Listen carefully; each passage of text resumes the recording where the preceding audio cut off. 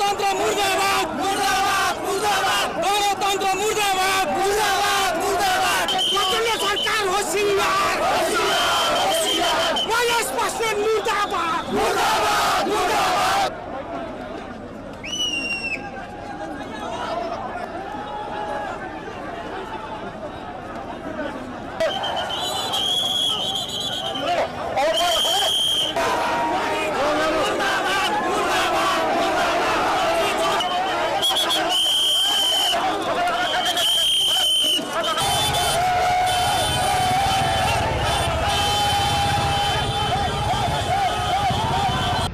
Hello friends, मेरा नाम है अंशुल सिन्हा और मैंने अपने आप को चैलेंज दिया है कि मैं बिलियनर बनूंगा। तो दोस्तों, आज का जो एपिसोड है वो थोड़ा उदास होगा और चैलेंजिंग था।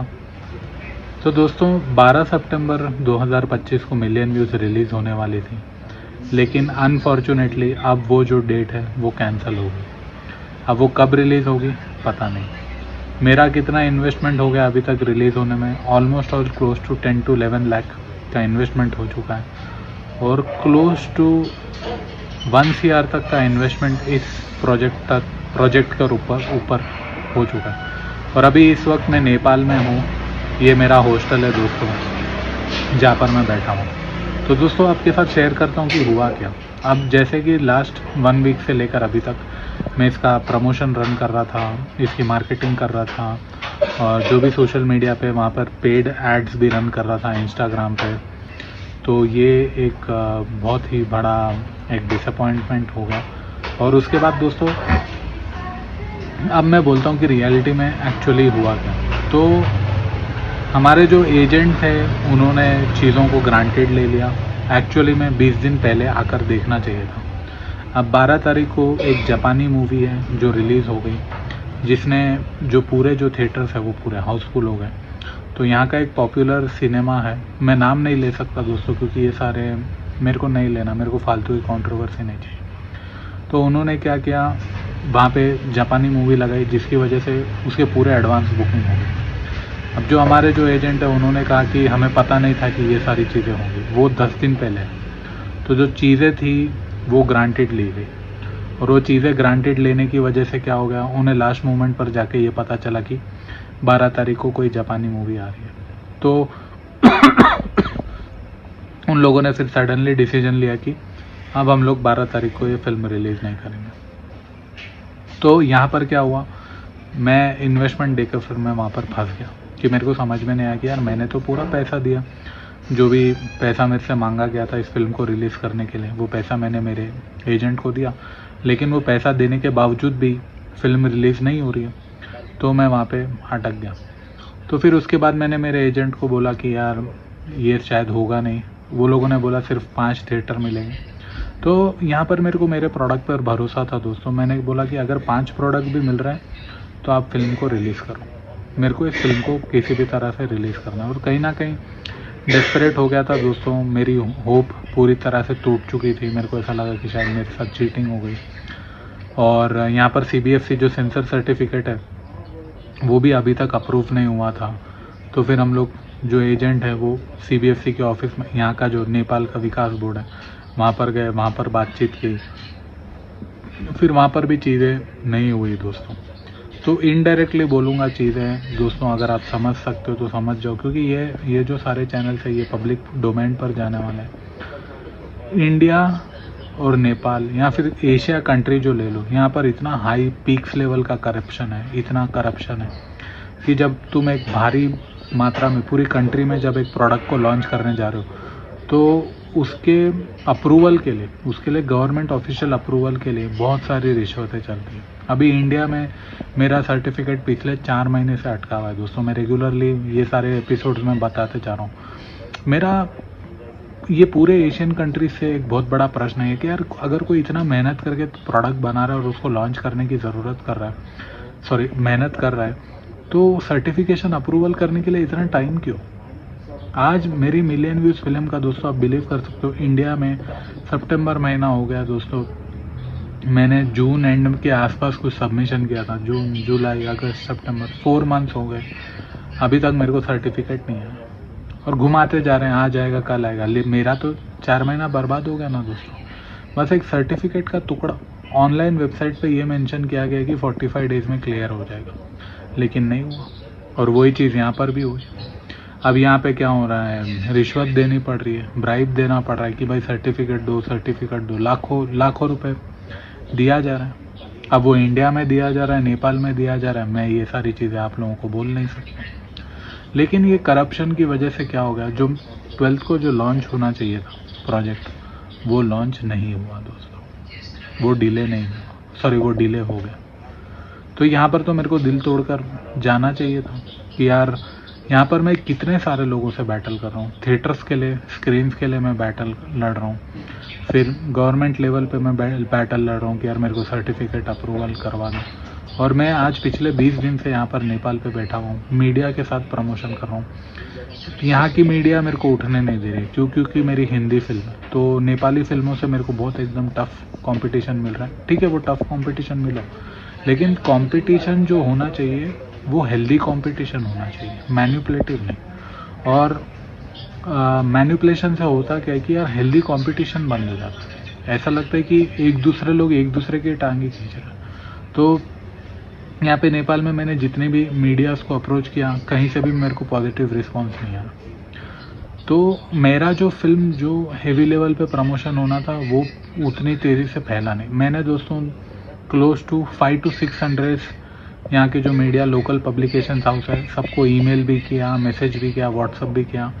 और आप लोग बिलीव करोगे, अभी तो मेरे पास ऑलमोस्ट ऑल पैसे ख़त्म हो गए। मैं पैदल जाता था दोस्तों, मैंने पर डे 10-10 किलोमीटर चल के गया। हर मीडिया हाउस में जा के मैंने प्रेस रिलीज़ दिए, मैंने प्रेस नोट दिया है कि यार मेरी फ़िल्म 12 तारीख को आने वाली है। तो लास्ट 10 दिन से हर मीडिया प्रोडक्शन हाउस में मैं पैदल जा रहा था, और मैं पैदल जाके उनको ये सबमिट कर रहा था, उनको बोल रहा था कि यार 12 तारीख को मेरी फ़िल्म रिलीज़ हो रही है, आप मेरी फ़िल्म रिलीज़ कर देना। तो यहाँ पर दोस्तों मेरा सबसे बड़ा प्रश्न है कि मीडिया का धर्म क्या है। मीडिया का धर्म ये है कि आप न्यूज़ कम्युनिकेट करो ना, आप एक न्यूज़ चैनल हो, तो जब आपके पास कोई न्यूज़ लेकर आ रहा है उसको दो ना। तो अब मैं जितने भी मीडिया हाउस में जा रहा हूँ वो लोग बोल रहे पैसे लगेंगे। क्यों पैसे लगेंगे भाई? हमने एक सोशल ओरिएंटेड सिनेमा बनाई है जो एक मैसिव लेवल पे इम्पैक्ट ला सकती है पूरे लोगों की लाइफ में, तो हम लोग पैसे क्यों दे भाई? वो भी न्यूज़ चैनल में। चलो एंटरटेनमेंट चैनल है, कुछ है जो अपार्ट फ्रॉम न्यूज़ चैनल है, वहाँ पे पैसे लोग मांग रहे हैं, ठीक है, लेकिन न्यूज़ चैनल वालों का धर्म क्या है? न्यूज़ चैनल वाले न्यूज़ देने के लिए पैसे क्यों मांग रहे हैं? वो तो फिर पेड न्यूज़ हो गई ना, उसमें सच्चाई का है। तो दोस्तों लास्ट 10 दिन में मैंने 10 to 15 मीडिया हाउसेज है वहाँ पर पर्सनली जा के लेटर दी, जिसमें से 2-3 मीडिया हाउस में मैं आर्टिकल छापा भी। ये सारी चीज़ें मैंने इंस्टाग्राम के मिलियन व्यूज़ पर पेज पे शेयर की है दोस्तों, आप लोग ज़रूर देखना। तो मीडिया के लेवल पे ये हुआ, और ऑनलाइन बहुत टफ था क्योंकि उतना पॉजिटिव रिस्पांस मेरे को मिला नहीं, क्योंकि मेरे को ऐसा लग रहा है मेजॉरिटी ऑफ लोगों को लगता है कि यार ये जो फिल्म है ये पॉर्न के ऊपर है, तो जो कंट्रोवर्शियल हो सकता है या फिर मैंने कुछ गलत होगी। लेकिन कोई भी खुलकर आकर मेरे से बात नहीं कर रहा है, और ये कोई भी पूछने की कोशिश नहीं कर रहा है कि भाई अंशुल तूने फिल्म बनाई क्या। तो वहाँ पर मैं बहुत बुरा फंस गया। और एक और बहुत ही बैड न्यूज़ ये थी दोस्तों, फर्स्ट को मेरे घर में मेरे चाचा की डेथ हो गई दोस्तों। तो मेरे चाचा जो थे वो बहुत अच्छे इंसान थे दोस्तों, क्योंकि he was the first one जो मेरे को थिएटर लेकर गए थे दोस्तों। बचपन में मूवी दिखाने मेरे चाचा पहले इंसान थे। तो मैं जा नहीं सका क्योंकि मेरे को जाना चाहिए था, मेरे घर वालों को शायद मेरी ज़रूरत थी, लेकिन मैं जा नहीं सका दोस्तों। मैं पलट के, क्योंकि मेरे को लगा कि यार मैं पलट के चला जाऊँगा तो ये सारी जो मेरी मेहनत है वो पूरी पानी में चले जाएगी। तो फर्स्ट को डेथ हो गई थी दोस्तों, तो फिर मैं पलट के हैदराबाद जा नहीं सका दोस्तों। तो वहाँ पर बहुत बुरी तरीके से फंस गया। और दोस्तों एक और जो इम्पोर्टेंट पॉइंट मैं बोलना चाहूँगा मैं आपको कि यहाँ पर ना जब आप इतने बड़े लेवल पे लड़ोगे तो हर कोई आपके साथ पॉलिटिक्स खेलेगा, और आपकी इंटरनल टीम वाले लोग भी पॉलिटिक्स, आप जो बैटल करोगे वो आप इंटरनली भी बैटल करोगे, वो एक्सटर्नली भी बैटल करोगे। तो किसी भी लोगों को आप जोड़ रहे हो अपने साथ, ये जो टाइम है दोस्तों, क्योंकि मैं अकेले बैटल कर रहा हूँ, आज मैं बहुत अकेला फील कर रहा हूँ दोस्तों, क्योंकि इतनी दूर तक फाइट करते करते मैं अकेला यहाँ तक पहुँचा। और ये मोमेंट पे, इतने चैलेंजिंग मोमेंट पे, जब आपके साथ आपको कोई समझने वाला नहीं है दोस्तों, चाहे वो गर्लफ्रेंड बोल लो, भाई बोल लो, दोस्त बोल लो, वैसे लोग नहीं हैं जो दिल से आपके साथ खड़े हुए नहीं हैं, तो भाई साहब ये बहुत ही चैलेंजिंग सिचुएशन है। क्योंकि अभी एट प्रेजेंट जो भी कोई मेरे साथ जुड़ रहा है, चाहे वो इंटरनली होगा, एक्सटर्नली होगा, हर कोई अपने पैसे के लिए, यार अंशुल के पास पैसा है, अंशुल को हम काटेंगे, या फिर अंशुल का प्रोडक्ट में दम है, जो वो पैसा कमाएगा तो उसमें से हम परसेंटेज उठाएंगे। तो बहुत ही रेयर लोग मिलेंगे दोस्तों आपको इस दुनिया में जो जेन्युइनली आपके साथ खड़े हुए हैं दोस्तों। और ऐसे मोमेंट पे होगा दोस्तों, ये जो मोमेंट है आपको ऐसे लोगों के साथ काम करना पड़ेगा। और ऐसा टाइम पे क्या होता है ना, यूजुअली आप चाहते हो कि यार एक ह्यूमन कनेक्शन हो, जो भी कोई मेरे साथ आ रहा है, लेकिन वैसा ह्यूमन कनेक्शन बनेगा नहीं दोस्तों। लोग आपको, क्योंकि उनको मालूम है कि भाई ये तो फंस चुका है और अभी ये तो भागेगा और ये तो डिसीजन लेगा, ये तो एक्शन लेगा, ये तो रुकने वाला नहीं है। तो जो लोग रहते हैं ना, वो पॉलिटिक्स खेलना शुरू कर देते हैं और वो देखते कि भाई अब मैं इससे अपना मतलब कैसे उठाऊँ, अब मैं इससे अपना मतलब कैसे निकालूँ। तो ये जो पर्टिकुलर मोमेंट होगा, यहाँ पर आप देखोगे लाइव कलर्स ऑफ ह्यूमंस देखोगे दोस्तों, कि लोग कितने दरिंदे लोग अल्ट्रा लेवल का पॉलिटिक्स खेलेंगे। तो मेरे साथ भी यही हुआ दोस्तों कि पॉलिटिक्स, अभी मैं एक्सटर्नल बैटल्स भी लड़ रहा हूँ, मैं इंटरनल बैटल भी लड़ रहा हूँ। हर day every day is so challenging कि ये मैं प्रोडक्ट लॉन्च करने के लिए पॉलिटिक्स में फंस चुका हूँ अभी मैं, जिसकी वजह से मेरा प्रोडक्ट बाहर नहीं निकल पा रहा है। तो वो पॉलिटिक्स को मैं सॉल्व करते रहूँ। तो मेरे को ऐसा लग रहा है दोस्तों, हमारी जो एशियन जो कंट्रीज़ है, वो नेपाल हो गया, इंडिया हो गया, पाकिस्तान हो गया, बांग्लादेश हो गया, श्रीलंका हो गया, ये अंडर डेवलप ही रहने वाले हैं दोस्तों। ये कभी भी डेवलप नहीं होने वाले दोस्तों, क्योंकि यहाँ पे एक प्रोडक्ट लॉन्च करने के लिए, एक अप्रूवल के लिए, सर्टिफिकेशंस के लिए 6 महीने 7 महीने रुकना पड़ता है, रिश्वतें देनी पड़ती है, बहुत लोगों को लिटरली चाटनी पड़ती है, हाथ जोड़ना पड़ता है। आप बिलीव करोगे, मैं लिटरली हाथ पैर जोड़े हैं मैंने, भाई मेरा प्रोडक्ट लॉन्च कर दो प्लीज़ प्लीज़ प्लीज़, लिटरली हाथ पैर जोड़ना पड़ता है लोगों को। मुंह मांगा दारू पिलाओ, सिगरेट खिलाओ, ये जो भी यार, ये सारी चीज़ें करना पड़ती है, तब जाके एक अपॉर्चुनिटी मिलती है कि आपका प्रोडक्ट ये लेवल पे, ये स्केल पे लॉन्च होता है। तो ये सारी चीज़ें दोस्तों जो आपको ध्यान में रखनी है, ये पॉइंट, इम्पोर्टेंट पॉइंट आपको ध्यान में रखना है कि अगर आप उम्मीद रखोगे कि लोग आपके साथ इंसानियत दिखाएं, ये पॉइंट पे तो कोई भी आपके साथ इंसानियत दिखाने नहीं वाला दोस्तों। क्योंकि सभी लोग, जो भी लोग आपके साथ जुड़ेंगे इस बिलियनर बनने की जर्नी में, डे 1 से लेकर डे एंड तक, जो भी लोग आपके साथ जुड़ेंगे दोस्तों, वो मतलब के लिए जुड़ेंगे। और एक और इम्पॉर्टेंट पॉइंट जो मैं आज के एपिसोड में मैं आप सभी लोगों के साथ शेयर करना चाहता हूँ, वो है दोस्तों रिलेशनशिप। आपका बॉयफ्रेंड होगा या फिर गर्लफ्रेंड होगा, और आपके डे 1 पे अगर पता चल गया कि यार ये तो मतलब के लिए जुड़ रहा है, और आप देखोगे यार मैं तो दिल से कर रहा हूँ, दिल से अकेला, आगे जाके बहुत प्रॉब्लम हो जाएगी दोस्तों। स्टार्टिंग में ही देखो बहुत सारे इंसिडेंट मिलेंगे और आप दिल से उसको वो सारी चीज़ों को इग्नोर कर दोगे। इग्नोर करने के बाद आगे बढ़ते जाओगे, लेकिन जब ऐसा मोमेंट होगा, जब इतना बड़ा आप 1 करोड़ इन्वेस्ट कर चुके होगे, आपने रातें, मैंने देखी है दोस्तों, डार्केस्ट नाइट देखी है मैं। लास्ट 3 महीने में मेरी रातें डॉर्मेट्री में निकाल रहा हूँ, मेरी आंखें खुल रही है तो मैं नए शहर में, मैं कभी मुंबई में हूँ, कभी दिल्ली में हूँ, कभी बैंगलोर में, कभी चेन्नई में,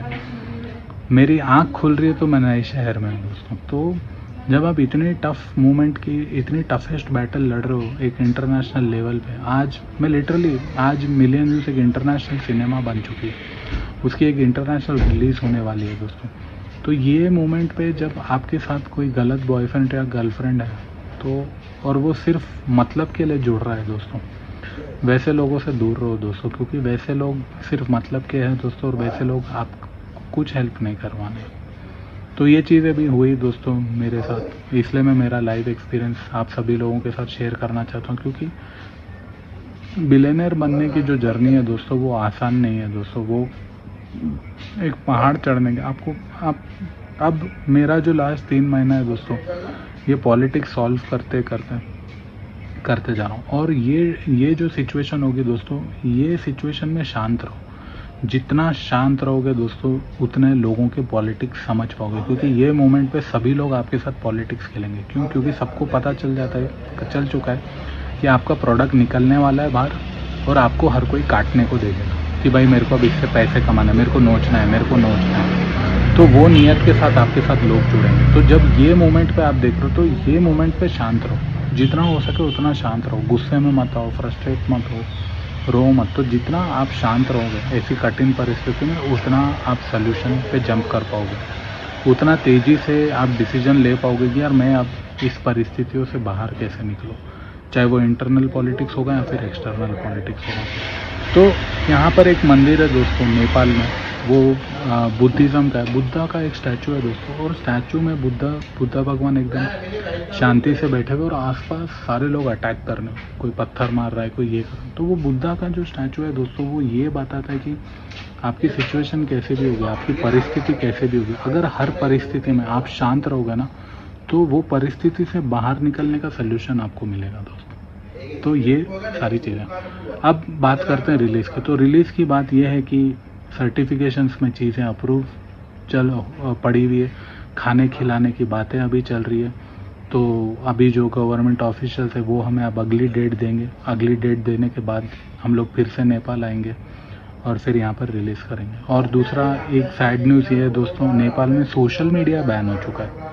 social media, Facebook, Instagram, YouTube सब कुछ बैन हो चुका है, और जिसकी वजह से हम लोग प्रमोशन कर ही नहीं पा रहे हैं। और ये सर्टन फैक्टर्स है दोस्तों, ये गवर्नमेंट लेवल पे फैक्टर है।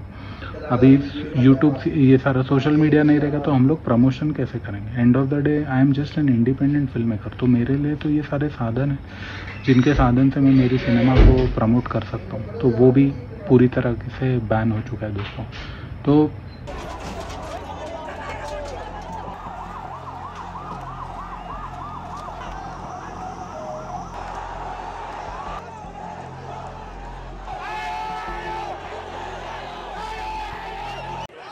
त्यो कारणले गर्दाखेरि तपाईहरु यहाँ जति पनि हुन्छ, हामीले चाहिँ यो आन्दोलनलाई एकदमै लामो समयसम्म लग्नु पर्ने हुँदा सरकार तिम्रो पाराले दुःख पायो।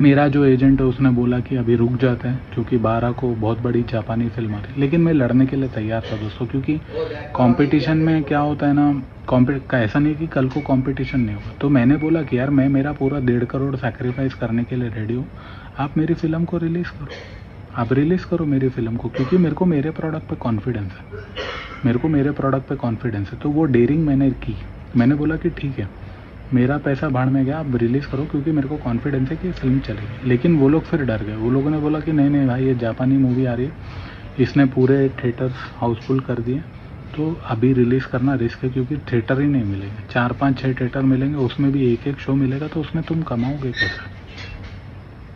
तो यहाँ पर क्या होगा दोस्तों, जो भी आपके आसपास लोग होंगे ना, उनका जो डिसीजन मेकिंग होगा वो ग्रीड पे होगा।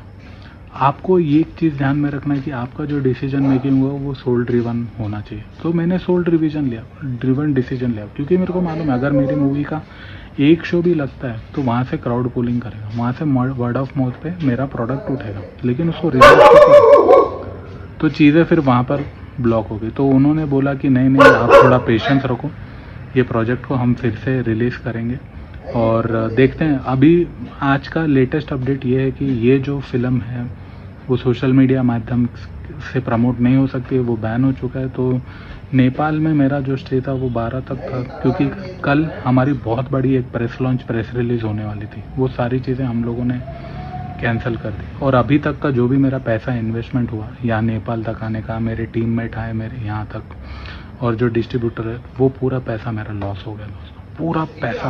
आपको मैं बोल रहा हूँ क्लोज टू 4 to 5 लाख का मेरा नुकसान हो गया, लिटरली वो पूरा पैसा मेरा डूब गया दोस्तों।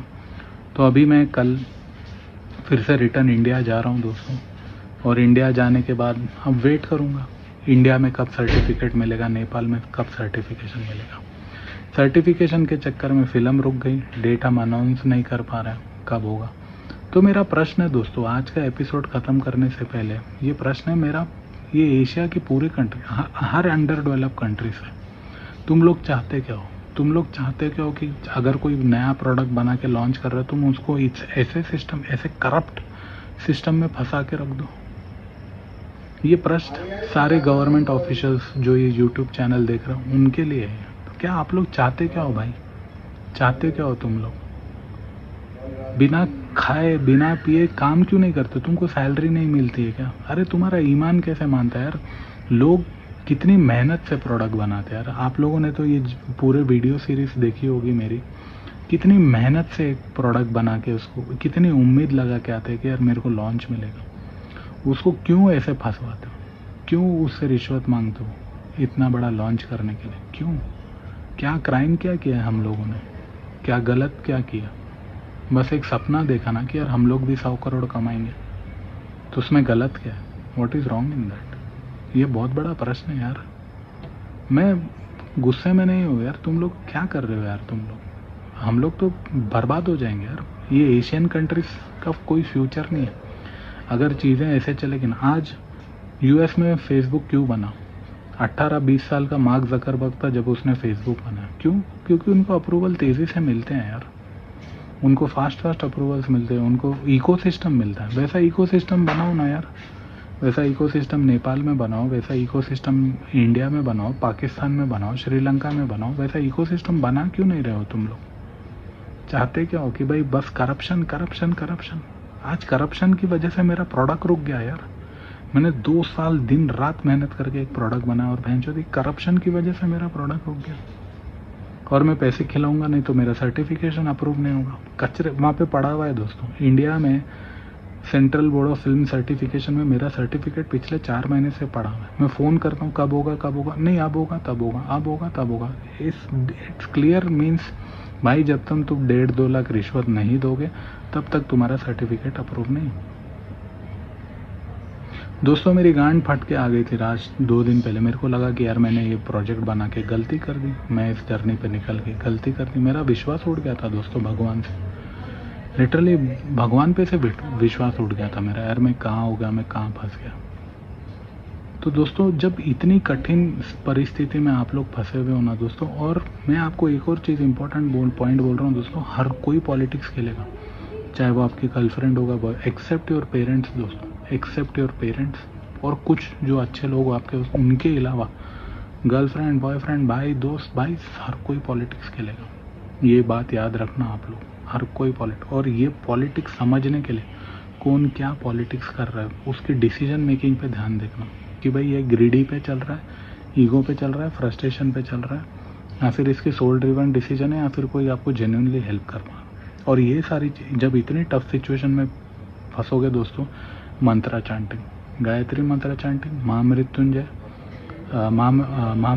जाप, या फिर ओम चैंटिंग, ये 3 में से एक भाई मोस्ट पावरफुल महामृत्युंजय और गायत्री मंत्र। ये मंत्रा चैंटिंग, ये पूरी जर्नी में दोस्तों, ये मंत्र आपका जो बेस्ट फ्रेंड है दोस्तों, ये पूरी जर्नी में वो है ये मंत्रास दोस्तों। ये मंत्रास आपके दोस्त हैं, ये मंत्रास आपको बचा के रखेंगे दोस्तों। मेरी बात आप ध्यान से रखना दोस्तों, क्योंकि आप फ्रस्ट्रेट हो जाओगे, रूठ जाओगे, टूट जाओगे, बिखर जाओगे, रोओगे। आज मैं इतना अकेले महसूस कर रहा हूँ दोस्तों। मैं चाहता हूँ कि मैं ज़ोर से रहूँ, क्योंकि इतना बड़ा पॉलिटिक्स मेरे को बहुत उम्मीद से आया था दोस्तों। नेपाल में मैं बहुत उम्मीद से आया था। आज मैं उदास हो रहा हूँ, मैं इतना उदास हूँ। कल सुबह मेरी फ़्लाइट है दोस्तों, हैदराबाद के लिए डायरेक्ट फ़्लाइट है। बहुत उदास हूँ कि यार मैं कितना एक्साइटमेंट से आया था कि यार मेरी 12 को थिएट्रिकल रिलीज़ होने वाली है, सब कुछ होने वाला है, और कुछ भी नहीं हुआ दोस्तों। उल्टा पूरा पैसा डूब, नथिंग हैपन दोस्तों, नथिंग हैपन। मैं बहुत उम्मीद से आया था लेकिन कुछ हुआ नहीं। मैं बस पॉलिटिक्स लड़ते पॉलिटिक्स लड़ते रहा, कभी गवर्नमेंट लेवल पे, कभी इंटरनल लेवल पे, कभी एक्सटर्नल लेवल पे, या फिर कभी पर्सनल मेरे जो रिलेशनशिप है वो लेवल। बस मैं पॉलिटिक्स ही लड़ते गया दोस्तों। अब मैंने एक डिसीजन लिया कि जो अनवांटेड और गलत लोग हैं मेरे लाइफ में, जो इंटरनल पॉलिटिक्स खेल रहे हैं, वो कचरा पहले साफ़ करूँगा मैं। वो कचरा मैं पूरा क्लियर साफ़ करने वाला हूँ। मेरे को वो कचरा मेरी लाइफ में नहीं चाहिए। आप लोगों को भी यही करना होगा कि कोई भी कचरा होगा, चाहे वो पर्सनल में हो या प्रोफेशनल, वो लोगों को निकालो अपनी लाइफ में। People those are not serving you, जो जेन्युइनली आपकी ग्रोथ नहीं चाहता है, वैसे लोगों को आप अपनी लाइफ में मत रखो दोस्तों। ये एक बहुत इंपॉर्टेंट पॉइंट मैं आप सभी लोगों के साथ शेयर करना चाहता हूँ, क्योंकि सोलो जर्नी पे जा रहे हो दोस्तों। यहाँ पर आपको वैसे ही लोग चाहिए जो जेन्युइनली आपके बारे में सोचे, और जो जेन्युइनली आपके बारे में नहीं सोचता है दोस्तों, उनको आप ये लेवल पे लेकर आओगे, वो लोग खुद चूतिए। उन लोगों ने अपनी लाइफ में कुछ भी नहीं किया, कुछ भी नहीं किया, और वो लोग आपको यूज़ करके फिर आगे बढ़ेंगे दोस्तों। तो वैसे लोगों से लाखों करोड़ों गुना दूर रहना दोस्तों। ये पॉइंट आपको ध्यान में रखना है दोस्तों। ये बहुत ही इम्पोर्टेंट पॉइंट है। तो ये सब कुछ हुआ दोस्तों।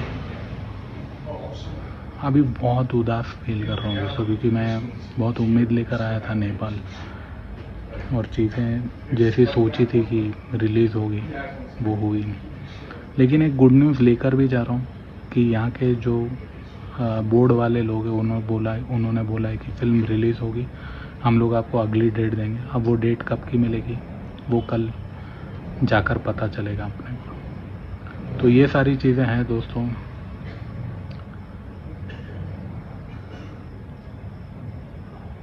अपने आसपास बहुत सोच समझ के रखना दोस्तों लोगों को। ये टाइम पे क्या होता है ना, एक तो आप उदास हो जाते हो, और यही मोमेंट होता है दोस्तों जहाँ पे लोग एडवांटेज देख के ना आपकी लाइफ में घुस जाते हैं। और जब लोग एडवांटेज देखकर आपकी लाइफ में घुस जाते हैं ना, वो लोग आपको इमोशनल ब्लैकमेल करना शुरू कर देते हैं, और देखते हैं कि भाई जहाँ पे टफ सिचुएशन है मैं इसको अकेला छोड़ दूंगा, और जहाँ पे ईजी मूवमेंट है, जहाँ पे मैं टैकल करके सॉल्व करके पैसा कमा सकता हूँ, वहाँ पे वो लोग आपके साथ खड़े रहेंगे। लेकिन जहाँ चैलेंजिंग मूवमेंट रहेगा ना, वहाँ से वो लोग भाग जाएंगे और वहाँ पे आपको अकेले छोड़ देंगे।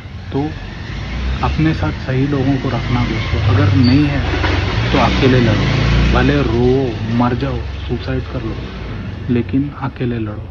क्योंकि गलत लोग आ गए ना दोस्तों, आपका करियर बर्बाद हो जाएगा। लोग पैसे खा के भाग जाएंगे दोस्तों, आपका मतलब निकाल के भाग जाएंगे। ये पॉइंट आप ध्यान में रखना दोस्तों कि गलत लोग ना आए आपकी लाइफ में। गलत लोग आएंगे, पैसा उठाएंगे, या फिर आपका कुछ एडवांटेज लेंगे, भाग जाएंगे दोस्तों। तो ये एक बहुत इंपॉर्टेंट पॉइंट, क्योंकि यहाँ तक मेहनत आपने की। आप डॉर्मेट्री सोए, आप प्लेटफॉर्म पे सोए, आप बसों में घूमे, आपने 20-20 किलोमीटर पैदल किया, आपने लोगों को झेला, हज़ारों 450 लोग एम्प्लॉयज़ को झेला।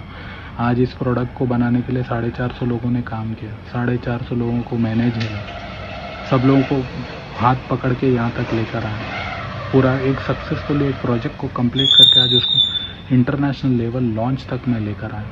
तो वो जो स्ट्रगल मैंने देखा है, वो स्ट्रगल आप लोग भी देखोगे।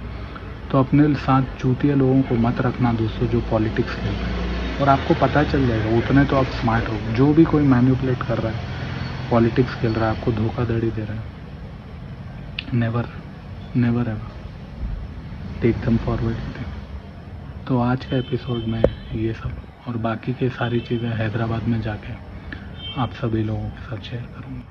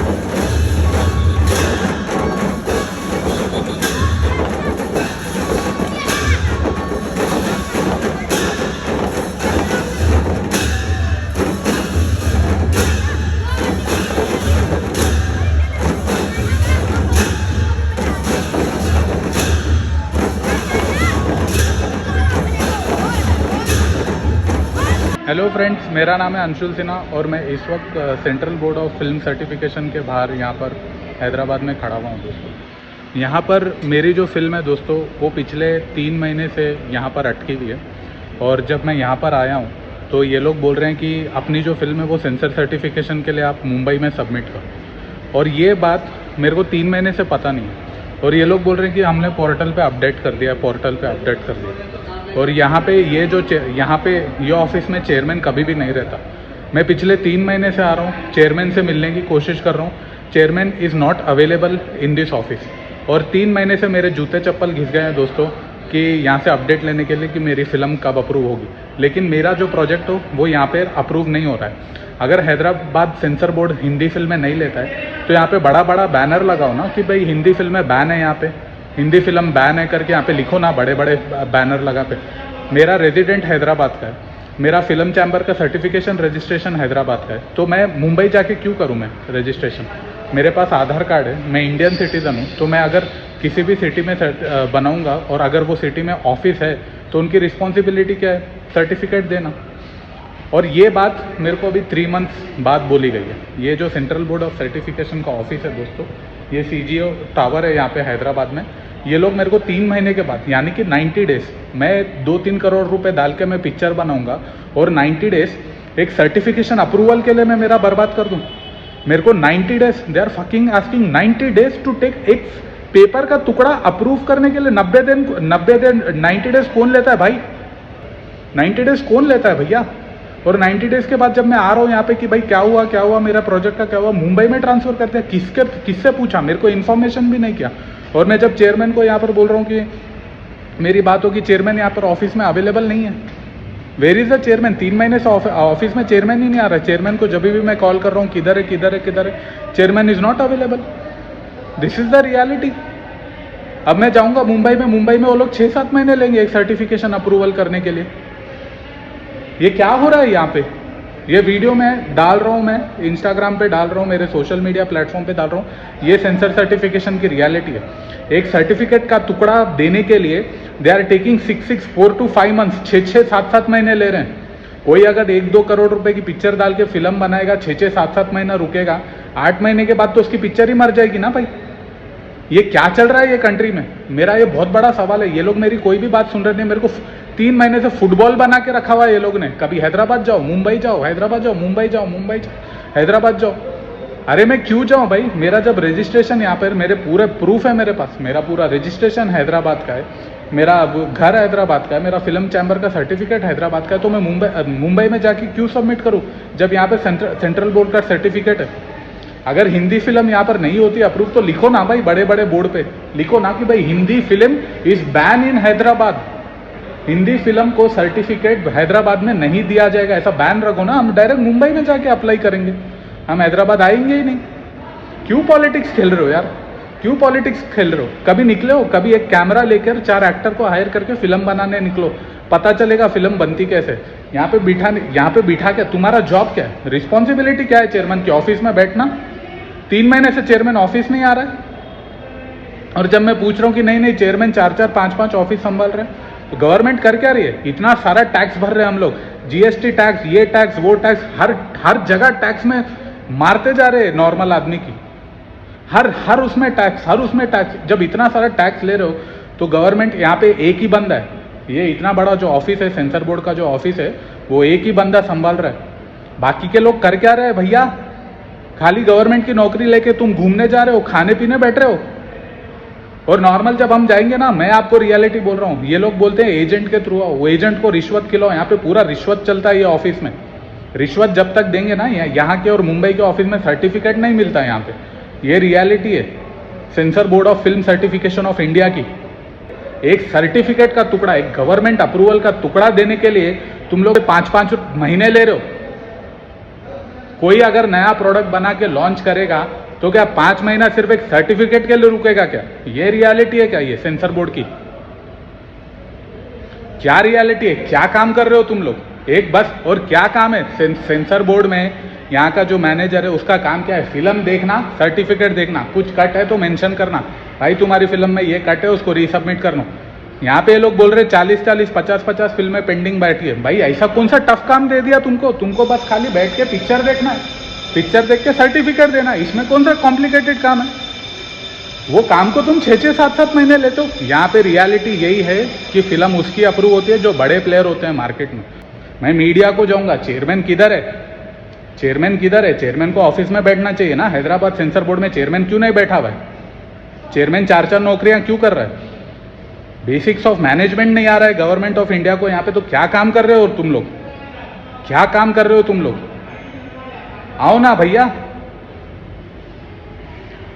3 महीने से मेरा प्रोजेक्ट यहाँ पर पेंडिंग है। ये ऑफिस है, ये sensor board of film certification का ये ऑफिस है।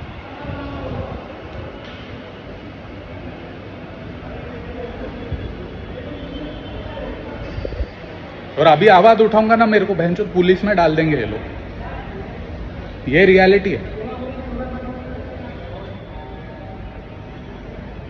एक सर्टिफिकेट देने को भैंचोद 3 महीने, लिटरली आत्मा तड़पा के रख दी है लोगों ने। भैंचोद 3-3, 4-4 करोड़ डाल के हम लोग पैसा करके 1-1 रुपया इकट्ठा करके हम लोग पिक्चर बनाते हैं, और एक सर्टिफिकेशन देने को ये लोग इतना टाइम लेते हैं। रिलीज कब करेंगे हम लोग? 7 महीने 8 महीने के बाद मैं रिलीज करूं क्या?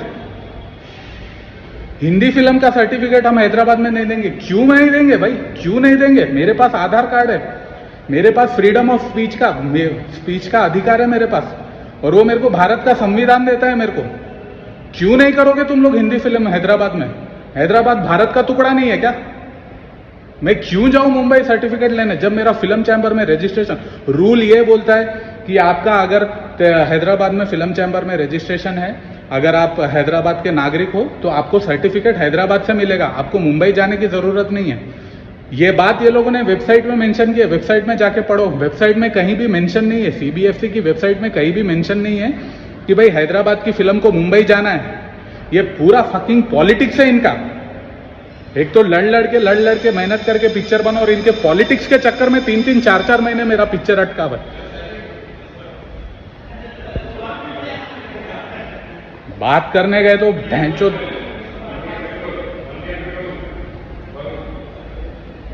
डरा के रखा हुआ है ये लोगों ने। पिक्चर रोक देंगे तुम्हारी, ये कर देंगे, वो कर देंगे।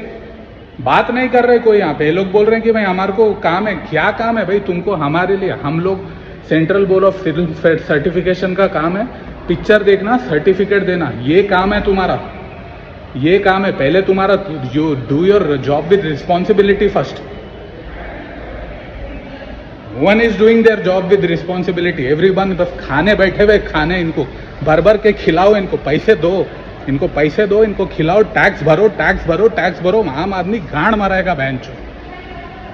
हेलो फ्रेंड्स, मेरा नाम है अंशुल सिन्हा और मैंने अपने आप को चैलेंज दिया कि मैं बिलियनर बनूंगा। तो दोस्तों आज हो चुकी है 17 सितंबर 2025, यानी कि कल 18 सितंबर 2025 को पूरे 2 साल कंप्लीट हो जाएंगे दोस्तों। 2023 18 सितंबर को मैंने ये जर्नी मेरी जो है वो स्टार्ट की थी, और कल 2 साल हो जाएंगे। तो दोस्तों ये जर्नी अभी मेरी कहाँ तक पहुँची है, मिलियन व्यूज़ की कहानी कहाँ तक पहुँची है, वो सारी चीज़ें मैं आपको आज के इस एपिसोड में अपडेट करूँगा। ये सारे अपडेट्स और ये कहानी मैं आप सभी लोगों के साथ इसलिए शेयर करना चाहता हूँ दोस्तों, क्योंकि जब आप इस मनी मेकिंग की जर्नी पर निकलोगे, इतनी बड़ी जर्नी पर निकलोगे, तो आपको ये सारे एपिसोड्स हेल्प करेंगे। और कहीं ना कहीं मेरा जो मकसद है कि पूरी कंट्री में बच्चा बच्चा बिलियनर होना चाहिए, वो शायद इस जर्नी के माध्यम से आपको पता चलेगा कि आपकी लाइफ में क्या क्या चैलेंजेस आने वाले हैं दोस्तों।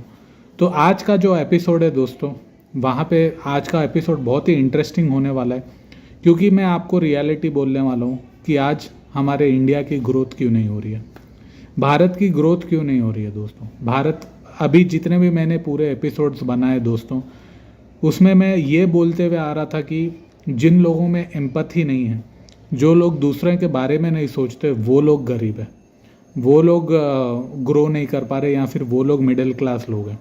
तो मेरे प्रीवियस जितने भी एपिसोड है दोस्तों, वो सारे एपिसोड्स में आप लोगों ने सुना होगा कि मैंने बार बार ये बात कही है कि जिन लोगों में एम्पैथी नहीं है, जो लोग समाज के बारे में नहीं सोचते, जो लोग अपने आसपास के लोगों के बारे में सोचकर प्रोडक्ट अपना सर्विस या स्किल सेट नहीं बनाते हैं, उन लोगों की वजह से आज भारत देश में गरीबी है। लेकिन ऐसा नहीं है दोस्तों। मैं आप सभी लोगों से रिक्वेस्ट कर रहा हूँ कि मेरे ये पूरे वीडियो सीरीज देखने के बाद आप इस बिलियनर बनने की जर्नी पर निकलना। अगर आप एक भी वीडियो बीच में से देखोगे तो आपको ये समझ में नहीं आएगा कि आप कौन से डायरेक्शन में जा रहे हो। तो मेरा आपसे एक ही निवेदन है कि ये पूरे वीडियोस आप लोग देखना, फिर इस बिलियनर बनने की जर्नी पर निकलना। तो आज के एपिसोड में मैं आपको बताता हूँ दोस्तों कि मैं जो भी कुछ बोल रहा था कि जिन लोगों में एम्पैथी नहीं है, जो लोग गरीब है, वो लोग दूसरों के बारे में सोचकर प्रोडक्ट नहीं बनाते, इसलिए हमारी कंट्री गरीब है। हमारी कंट्री इसलिए गरीब नहीं है दोस्तों, हमारी कंट्री इसलिए गरीब है दोस्तों, लोग मिडिल क्लास लेवल, जो मिडिल क्लास पब्लिक है वो आज इसलिए नहीं उठ पा रही है दोस्तों क्योंकि हमारी कंट्री करप्ट है। भ्रष्टाचार हमारे देश की नस नस में घुसा हुआ है दोस्तों। अभी आप लोग बोलोगे कि भाई ये सब क्यों बोल रहा है, मैं आपको बताता हूँ दोस्तों मेरे साथ क्या हुआ। तो जैसे कि आप लोगों ने प्रीवियस एपिसोड में देखा था कि मैं तैयारियां कर रहा था कि 12 तारीख को नेपाल में मेरी फिल्म रिलीज़ होने वाली है। तो नेपाल में हुआ क्या मेरे साथ, वो सारी चीज़ें मैं आप सभी लोगों के साथ इस एपिसोड में शेयर करूँगा। तो लेकिन नेपाल की जानकारी देने से पहले मैं आपको ये बताना चाहता हूँ कि इंडिया में मेरे साथ क्या हुआ। इंडिया में मेरे को थिएट्रिकल रिलीज़ नहीं मिला दोस्तों। ये बिजनेस मॉडल क्या है भारत का, मैंने आपको पीछे बताया कि यहाँ के जो थिएटर्स है वो ये बोलते हैं कि तुम हमें 1 करोड़ रुपए दो या फिर 40 से 50 लाख रुपए दो, तब जाकर हम तुम्हारी फिल्म पूरे भारत के थिएटर में रिलीज़ करेंगे। अब एक बंदा जो मिडिल क्लास फैमिली से उठकर आता है वो इतना सारा पैसा कहाँ से लाएगा। हम लोग मेहनत करके एक प्रोडक्ट, अभी मेरा जो इन्वेस्टमेंट है वो पूरा एक प्रोडक्ट को बनाने में गया। हम लोगों ने मेहनत करके एक प्रोडक्ट बनाई है और हम लोग इसको डिस्ट्रीब्यूशन करने के लिए पैसा कहाँ से लाएंगे। इसलिए हम लोग बड़े प्लेटफॉर्म पर डिपेंड करते हैं, जो एक बड़ा प्लेटफॉर्म होता है उस पर डिपेंड करते हैं कि यार भाई वो हमें फेयर मौका देगा और एक बड़े मार्केट में लॉन्च करने का चांस देगा। लेकिन जब डिस्ट्रीब्यूटर खुद ही बोल रहा है कि भाई तुम ही लोग ही पैसा लाओ तब जाके हम लोग आपका प्रोडक्ट रिलीज़ करेंगे, तो हम लोग पैसे लाएंगे कहाँ से। तो ये सच है दोस्तों। अभी मेरा तो प्रोडक्ट यहाँ पर मूवी है, लेकिन बड़े लेवल पे जब आप एक बड़ा प्रोडक्ट लॉन्च करने जाओगे, एक बड़े इंटरनेशनल लेवल पे या फिर नेशनल लेवल पर, तो अब आपको जो बड़े बड़े प्लेयर्स होंगे मार्केट में वो लोग आपको उठने नहीं देंगे दोस्तों। वहाँ पर आप पे इतने सारे बैरियर्स और रिस्ट्रिक्शंस लगा दिए जाएंगे ताकि आप उम्मीद तोड़ दोगे कि यार मैं प्रोडक्ट में लॉन्च कर सकूँ। तो भारत में जो थिएट्रिकल रिलीज़ के जो भी जितने भी दरवाजे थे दोस्तों वो सारे मेरे लिए बंद हो चुके हैं दोस्तों। अब बात करता हूँ मैं OTT प्लेटफॉर्म्स की।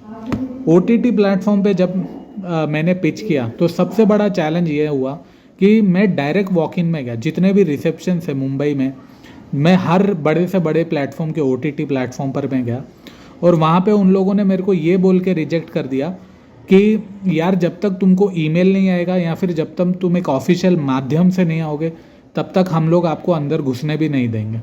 तो मैंने रिसेप्शन वाले को कहा कि भाई मेरा नेटवर्क नहीं है, मेरी पहचानत नहीं है डायरेक्ट OTT वाले के साथ, मेरे नेटवर्क नहीं है, मैं क्या करूं। तो वो बोला कि नहीं ऐसा आपको डायरेक्ट आप एंटर नहीं कर सकते हो। तो मैंने बोला कि आप मेरे को ईमेल आईडी दे दो, मैं ईमेल आईडी पर मेरा फिल्म भेजता हूँ और फिर आप मेरे को आने देना। फिर उन्होंने कहा कि हम लोग आपके साथ ईमेल आईडी शेयर नहीं कर सकते। तो मेरा सबसे बड़ा प्रश्न है ये पूरे सिस्टम से दोस्तों कि यार जब तुम लोग एक ईमेल आईडी शेयर नहीं कर सकते हो तो इतनी बड़ी दुकानें खोल के क्यों बैठे हुए हो तुम लोग, इतनी बड़ी दुकानें खोल के क्यों बैठे हो। अब एक फिल्म मेकर है, अपना प्रोडक्ट बनाएगा तो वो OTT पर जाकर बेचने की कोशिश तो करेगा ना उसको। अगर तुम लोग हम लोग को ऐसा बोल दोगे कि नहीं हम लोग ईमेल आईडी नहीं देंगे तो हम लोग डायरेक्ट जो बंदा है, जो OTT का जो बंदा है, ऊपर जो बड़े बड़े लोग बैठे हुए हैं, जो डिसीजन मेकर हैं, उन तक हम लोग पहुँचेंगे कैसे, हमारा प्रोडक्ट उधर तक पहुँचेगा कैसे। ये पॉइंट मेरे को अभी तक समझ में नहीं आया। तो ये एक मेरे साथ हुआ दोस्तों। इसके बाद फिर OTT वालों ने बोला कि एजेंट के माध्यम से। अब जो एजेंट होता है दोस्तों वो लोग परसेंटेज खाते हैं बीच में, वो लोग मिडलमैन जो लोग होते हैं वो लोग अपना परसेंटेज उठाएंगे। फिर मैंने एक मिडलमैन हायर किया दोस्तों और मिडलमैन ने बोला कि भाई जो भी आपको सेल होगा मैं प्रॉफिट में से परसेंटेज उठाऊंगा। अब मेरा सबसे बड़ा प्रश्न है कि भाई ना मिडलमैन ने हमारी मदद की, ना हमारा प्रोडक्ट बनाने में कुछ मदद की, वो सडनली बीच में आके 1 करोड़ की 2 करोड़ की डील करके बीच में से 20-30 लाख उठा के चला जाएगा। ये क्या हुआ भाई, ये कॉन्सेप्ट मेरे को अभी तक समझ में नहीं आया। तो चलो ठीक है, अब मेरे लिए OTT के भी दरवाजे बंद हो चुके थे, तो मैं मिडल मैन के थ्रू गया। अब जो मिडल मैन है, मिडल मैन हमको बोलता है कि भाई हमने सारे OTT प्लेटफॉर्म्स को पिच किया इंडिया में जितने भी, मैं नाम नहीं लेना चाहता दोस्तों, मेरे को फालतू की कंट्रोवर्सी नहीं चाहिए। मैं ये सारे वीडियोस इसलिए बनाना चाह रहा हूँ दोस्तों, क्योंकि आपको ये हेडेक होगा, आपको ये चैलेंजेस आएंगे जब आप बिलियनर बनने की जर्नी पर निकलोगे। तो मैं जो चैलेंजेस फेस कर रहा हूँ मेरी लाइफ में, वो आप लोग ना करो, इसलिए मैं ये सारे वीडियोस बना रहा हूँ।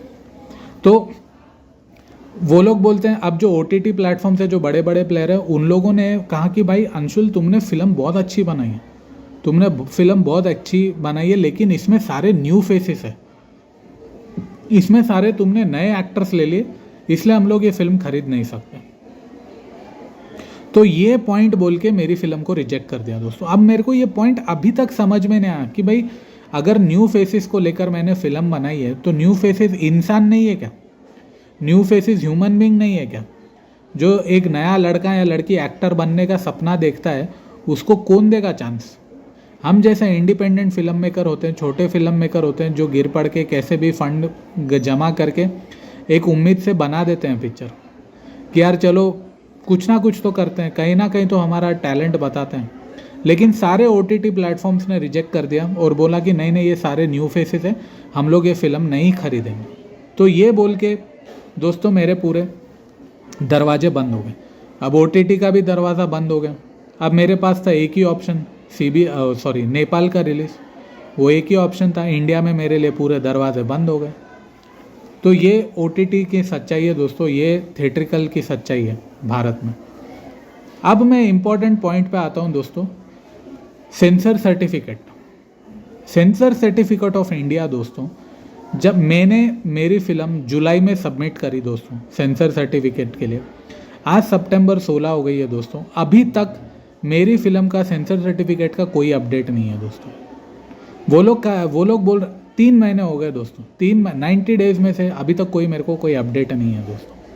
मेरी फिल्म कब आएगी, क्या है, कोई अपडेट नहीं। अब रियलिटी ये है दोस्तों सेंसर सर्टिफिकेट की, कि वहाँ पर भी एजेंट के माध्यम से जाना पड़ता है, और जो काम 10,000 15,000 में होता है दोस्तों, वहाँ पर रिश्वत चलती है। और रिश्वत चलती है, और हम लोगों को बोला जाता है कि भाई जब तक तुम लोग ये रिश्वत नहीं दोगे तब तक हम लोग सर्टिफिकेट नहीं देंगे। तो ये सेंसर बोर्ड ऑफ इंडिया की रियलिटी है दोस्तों, ये सच है, ये सच है। आपको लग रहा है कि भाई मैं ऐसे ही बोल रहा हूँ, ये बोल रहा हूँ, वो नहीं, ये मेरे साथ हुआ है दोस्तों। मैं सेंसर बोर्ड में गया, पहले मैंने हैदराबाद में सबमिट करी। अब हैदराबाद वाले बोलते हैं कि भाई नहीं, तुमने फिल्म हिंदी में बनाई है, तो इसका जो सर्टिफिकेट है वो तुमको मुंबई में मिलेगा। और ये बात मेरे को हैदराबाद वाले कब बोल रहे हैं? जुलाई के एंड में बोल रहे हैं। यानी कि मेरा 1 महीना बर्बाद हो गया, मेरे साथ क्लियर कम्युनिकेशन नहीं हुआ, मेरा पूरा 1 मंथ वेस्ट हो गया दोस्तों। अब अगस्त में बोलते हैं कि अगस्त में मुंबई में जाओ, मुंबई में तुमको सर्टिफिकेट मिलेगा। अब मुंबई वाले मेरे को घुमा रहे हैं वहाँ पे, आज मिलेगा, कल मिलेगा, आज मिलेगा, कल मिलेगा। मुंबई में जब मैं फ़ोन करके बात कर रहा हूँ तो वो लोग बोल रहे हैं 1 महीने बाद मिलेगा। ये हमारे सिस्टम की सच्चाई है दोस्तों, इसलिए हमारा देश गरीब है, इसलिए मिडिल क्लास आदमी भारत में उठ नहीं पा रहा है। भारत में क्यों नहीं उठ पा रहा है? क्योंकि एक सर्टिफिकेट के लिए, एक सेंसर सर्टिफिकेट के लिए हमारे को 6 से 7 महीना रुकवाया जाता है। हमको ये बोला जाता है कि भाई जब तक तुम लोग 2-2.5 लाख रिश्वत नहीं दोगे तब तक तुमको सर्टिफिकेट नहीं मिलेगा। ये भारत देश की सच्चाई है दोस्तों। एक सर्टिफिकेट के लिए 3 महीना लग रहा है, एक सर्टिफिकेट का टुकड़े के लिए 3 महीना लगता है दोस्तों इस कंट्री में। मैं जो बोल रहा था ना आपको पूरे एपिसोड में कि हम लोग में एम्पैथी नहीं है इसलिए हम लोग गरीब है, नहीं, मैं गलत था। मैंने जितने भी पीछे 200 एपिसोड बनाए, मैं सारे एपिसोड में गलत था।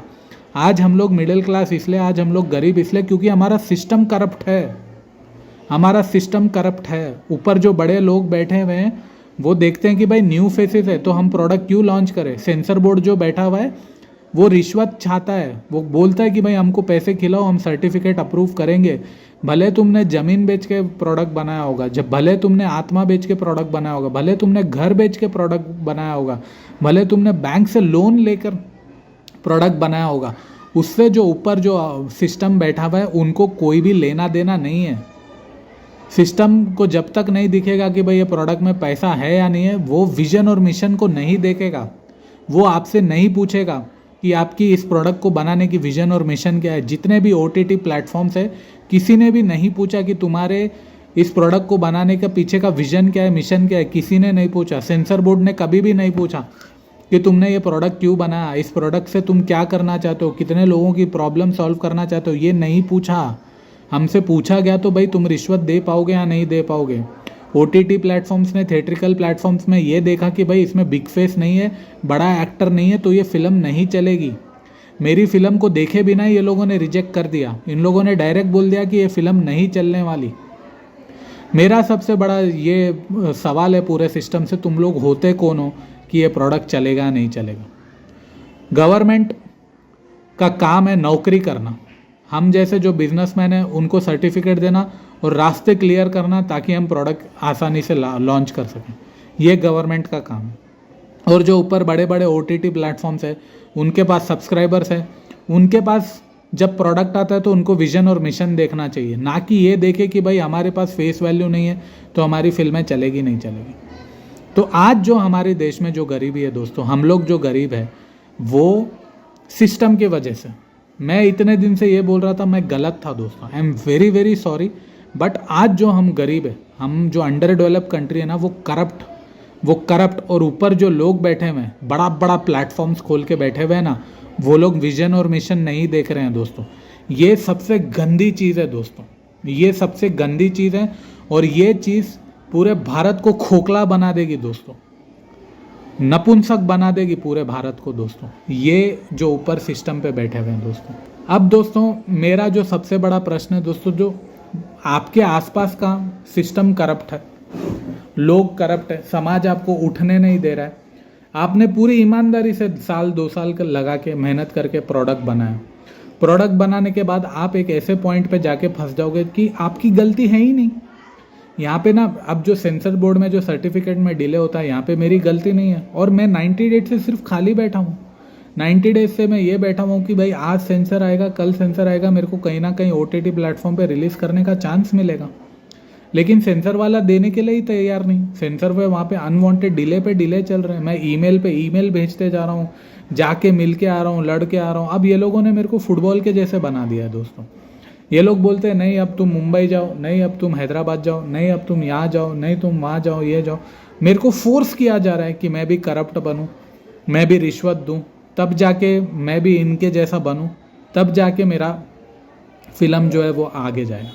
अब मजबूरी में मेरे को करना पड़ेगा, मजबूरी में मेरे को पैसा खिलाना पड़ेगा, नहीं तो मेरा प्रोडक्ट कब निकलेगा। अब 7-8 महीने के बाद मेरा प्रोडक्ट निकलेगा तो वो पैसा मेरे को तब आएगा, तो वो पैसे की क्या वैल्यू होगी दोस्तों। अब यहाँ पे क्या होगा दोस्तों, जब सिस्टम में बाहर लड़ाई रहेगी, आपको अपने आप पे रिग्रेट आएगा, आपको अपने आप पे गिल्टी आएगी, यार ये मैं निकला क्यों, मैंने क्यों इन्वेस्टमेंट किया, मैं क्यों पागलों की तरह गया, मैंने क्यों भगवत गीता सुनी। भगवत गीता बोलती है कि भाई जहाँ आत्मा फंसी होती है तुम्हारी, उसके हिसाब से तुमको प्रोडक्ट बनाना चाहिए।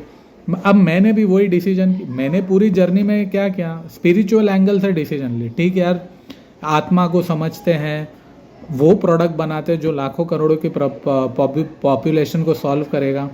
अब मेरी इंटरनल वर्ल्ड में सबसे बड़ी ये लड़ाई होती है कि भाई भगवान बोलते भाई कर्म करते जाओ, कर्म करते जाओ, फल की चिंता मत करो, फल की चिंता मत करो। अब क्या करेंगे। अब मेरा ये जो प्रश्न है ये स्पिरिचुअलिटी लेवल पे कृष्णा भगवान को है। ये भगवान मैं अब क्या करूं, तुमने बोला कि भाई कर्म करो कर्म करो कर्म करो, फल की चिंता मत करो। अब मैं क्या करूं। अब मैं सेंसर बोर्ड को पैसे खिलाने के लिए कहाँ से लाऊं। अब मैं OTT प्लेटफॉर्म्स को मैं कैसा बोलूं जाके कि भाई मैंने ये फिल्म मिशन से बनाई है, विजन से बनाई है, मेरा एक मकसद है। आप लोग सिर्फ न्यू चेहरे देख रहे हो, लेकिन वो नए चेहरों की मेहनत तो देखो, परफॉर्मेंस तो देखो। अब मेरा सबसे बड़ा प्रश्न है कृष्णा, मैंने तो मेरी मेहनत करी, मैंने 2 साल दिन रात 18-19 घंटे मेहनत करी, लेकिन तुमने कहा कि भाई कर्म करो, फल की चिंता मत करो। अब फल कहाँ मिला, फल किधर मिला। तो ये जो वर्ड है ना कि कर्म करते जाओ, फल की चिंता मत करो, मेरा सबसे बड़ा प्रश्न है कृष्णा भगवान तुमसे। मैंने मेरी मेहनत करी, मैंने मेरी पूरी मेहनत ईमानदारी से करी, लेकिन मेरे को क्या मिला, क्या मिला। आज मैं 10 दिन से डिप्रेशन में बैठा हुआ हूँ दोस्तों। मेरा प्रोडक्ट सिस्टम में फंस गया, कोई भी मेरे प्रोडक्ट को रिलीज करने के लिए तैयार नहीं है। मेरे पास पैसे खत्म हो गए, मैं क्या करूँ। अब पैसे कैसे खत्म हुए वो सारी सच्ची बताता हूँ, सच्चाई मैं आपको बताता हूँ एक्चुअली में हुआ क्या। तो दोस्तों मेरी जो फिल्म है वो 12 तारीख को नेपाल में रिलीज़ होने वाली थी और मेरे पास आखिरी कुछ 5-6 लाख रुपए रह गए थे और फिर मैं नेपाल में गया दोस्तों। तो जैसे ही मैं नेपाल में पहुंचा, अब जो मेरा जो स्पॉन्सर था दोस्तों उसने स्टेप बैक ले लिया और वो डर गया कि भाई ये फिल्म हिट होगी या नहीं होगी। उसने 5 स्ट्रैटेजी खेली दोस्तों और वो पहले उसने कमिटमेंट दिया कि भाई मैं तुमको 6 लाख रुपए दूंगा रिलीज़ करने के लिए। मैं वो उम्मीद पे इतना बड़ा रिस्क लिया दोस्तों, लेकिन जब मैं वहाँ पर नेपाल में गया, वहाँ पे मेरा डिस्ट्रीब्यूटर ने उसने स्टेप बैक ले लिया। अब मेरे पास मेरी जो कमाई का जो पैसा था दोस्तों वो आखिरी 6 लाख रुपया था और मैंने जो वहाँ पर एजेंट को हायर किया था नेपाल में फ़िल्म को रिलीज़ करने के लिए, उसके साथ मेरा एक कॉन्ट्रैक्ट हुआ था कि भाई मैं तुमको 6 लाख रुपए दूंगा नेपाल में इस फिल्म को रिलीज़ करने के लिए। अब जो चीज़ इंडिया में बड़े लेवल पे हो रही है वो चीज़ में हम लोगों ने छोटे लेवल पे नेपाल में की। इंडिया में रिलीज़ करने के लिए लोग 1 करोड़ मांगते हैं, तो गया मैंने वो 6 लाख रुपए दे। अब एजेंट जो लोग होते हैं, अब ये सारी चीज़ें मैं आप सभी लोगों के साथ इसलिए शेयर करना चाहता हूँ दोस्तों कि मैं आपको सच्चाई बोलना चाहता हूँ। जो एजेंट होता है, अब जो एजेंट होता है ना दोस्तों, उसको सिर्फ पैसे में इंटरेस्ट है, उसकी जो डिसीजन मेकिंग हो रही है वो सिर्फ लालच पे हो रही है दोस्तों। अब मैं उसको पैसा दे रहा हूँ, अब वो जो बंदा है वो दारू में पैसे उड़ाए जा रहा है, दारू में पूरा पैसा उड़ गया दोस्तों। वो लोग मेरे को बोलते हैं कि भाई नहीं 1.5-2 लाख हमने बैनर में लगाया, ये लगाया, वो बैनर सारे छपे दोस्तों, नहीं बोल के नहीं। लेकिन मेरा जो पैसा था वो मैंने मेरी आंखों से देखा दोस्तों। एजेंट जो लोग होते हैं वो लोग आपका जो पैसा है वो दारू पे इस पे उस पे उड़ा देंगे। अब जो पूरा जो 6 लाख था जिसमें 1-1.5 लाख मार्केटिंग पे इन्वेस्ट होना चाहिए, डिजिटल मार्केटिंग पे इन्वेस्ट होना चाहिए, वो पैसा डिजिटल मार्केटिंग पे इन्वेस्ट हुआ ही नहीं। तो जब मैंने उसको पूछा कि भाई हम लोगों ने इतना 5-5.5 लाख रुपए तुमको दिया, तुमने पैसे का क्या किया? उसने बोला नहीं। अब मेरे को मैनिपुलेट करते जा रहे हैं वो लोग, नहीं यहाँ खर्चा हुआ, वहाँ खर्चा हुआ, ऐसा हुआ वैसा, बट एक्चुअल में जो पैसा गया वो दारू में गया। ये एजेंट लोगों की सच्चाई है दोस्तों। अब मैं वहाँ पे 20 दिन पहले नेपाल में चला गया। अब मैं डिजिटल मार्केटिंग में मेरा पैसा डाल रहा हूँ, एजेंट को 6 लाख रुपए देने के बाद भी मैं डिजिटल मार्केटिंग में मेरा पैसा डाल रहा हूँ। मैं बोला चल डाल दे यार अंशुल, एक विंडो तो मिला, एक होप तो मिली कि यार कहीं ना कहीं तो अपना प्रोडक्ट रिलीज हो रहा है। कैसे कैसे करके 1-2 लाख खर्चा करके यहाँ पे मेरे को मूवी को 5.1 में करना था। मैं कैसे करके कंप्लीट करके यहाँ से वहाँ से पैसे कमा के मैं नेपाल तक पहुँचा दोस्तों। तो अब नेपाल में एजेंट जो है, मेरा एजेंट आया नहीं। अब मैं 20 दिन पहले जाकर वहाँ पे बैठ गया हूँ, पूरा डिजिटल मार्केटिंग कर रहा हूँ। एजेंट मेरा 10 दिन पहले आता है दोस्तों। अब मेरा जो एजेंट है वो 10 दिन पहले आता है और मेरे को बोलता है कि चलो अब रिलीज़ करेंगे, ये करेंगे। तो मैंने बोला कि भाई अब क्या कर रहे हो तुम लोग? अब जब एजेंट वहाँ पर आता है तो उसको एक नई चीज़ पता चलती है कि भाई 12 सितंबर को एक जापानी मूवी रिलीज़ होने वाली है, यहाँ पर नेपाल में, जिसकी वजह से पूरे थिएट्रिकल शोज़ जितने भी थिएटर्स हैं नेपाल में वो पूरे हाउसफुल हो चुके हैं। अब मेरे को मैं 10 दिन से नेपाल में दोस्तों डिजिटल मार्केटिंग कर रहा हूँ, ये कर रहा हूँ, वो कर रहा हूँ, पूरा प्रमोशन कर रहा हूँ। जो भी कुछ जितनी भी सारी चीज़ें मेरे हाथ में है दोस्तों मैं वो कर रहा हूँ। आप लोगों ने देखा होगा प्रीवियस एपिसोड में मैंने अकेले ट्रेलर रिलीज़ किया, ये किया, जितनी चीज़ें मैं कर सकता था दोस्तों मैंने वो की। अब 10 दिन पहले आके मेरा जो एजेंट है वो मेरे को बोलता है कि हम लोग अब फिल्म रिलीज़ नहीं करेंगे। मैंने बोला क्यों नहीं रिलीज़ करोगे? तो उन्होंने मेरे को ये बात बोली कि 12 सितंबर को पूरे थिएट्रिकल फुल हो चुके हैं और अगर हम लोग रिलीज़ करेंगे तो हमको थिएटर नहीं मिलेंगे। अब मेरी जो मेहनत थी दोस्तों, 10 दिन की जो मैंने मेहनत की वो पूरी मेहनत मेरी पानी में चले गई। पैसा 5 लाख रुपया पानी में चला गया। मैंने खुद से जो डिजिटल मार्केटिंग में 20-30 हज़ार डाला वो पैसा मेरा पानी में चला गया दोस्तों। तो अब मेरे को समझ में नहीं आया ये हो क्या रहा है मेरे साथ। तो दोस्तों जब मेरा जो एजेंट है, मैंने उनको पहले बोला कि भाई तुमको ये बात 20 दिन पहले नहीं पता थी, 1 महीने पहले पता नहीं थी, जब तुमने 12 सितंबर की डेट फाइनलाइज करी है इस फिल्म को नेपाल में रिलीज़ करने के लिए, तो ये बात तुमको पता नहीं थी, तुम क्या कर रहे थे इतने दिनों से? तो वो लोग वहाँ पे चुप हो गए, क्योंकि मेरे को मालूम था भाई मेरा जो पैसा है वो दारू में, यहाँ वहाँ गंदी चीज़ों में वेस्ट हो रहा है मेरा पैसा, एक्चुअल में कुछ भी हो रहा नहीं है। तो मैंने उनको पूछा कि भाई तुमको ये बात पता नहीं थी क्या? दे हैव टेकन, जो एजेंट है दोस्तों वो इतना ग्रांटेड लेता है, उसको मिल जाता है भाई हमको भाई एक मुर्गी मिल गई है, अब हम लोग इसको काटेंगे। तो उसने कहा कि भाई अब 12 सितंबर को रिलीज नहीं हो रही। अब मैं ब्लैंक हो गया, मेरे को समझ में नहीं आया कि अब मैं क्या करूं। फिर मेरा जो एजेंट है दोस्तों, मैंने उनको बोला कि मेरे को आप एक रात सोचने का टाइम दीजिए।